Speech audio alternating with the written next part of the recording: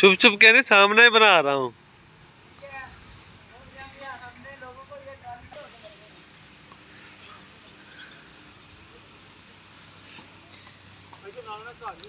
और अगली बार ये खुद जो वीडियो बना रहे हैं, ये खुद अगली बार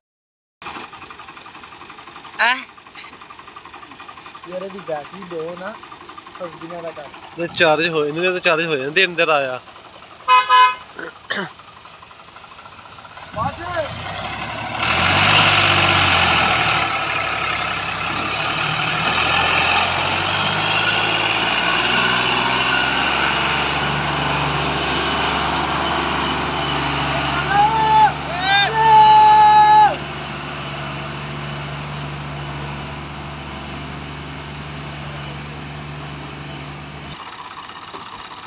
डाले खुले तो मेरी दब लिया मैं तो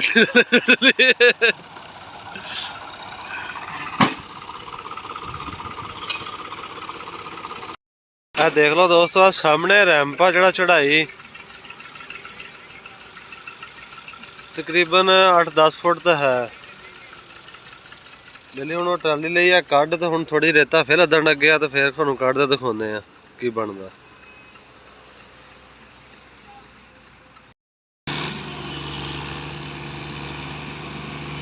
आ छोटा फीड आ रहा जी हूँ।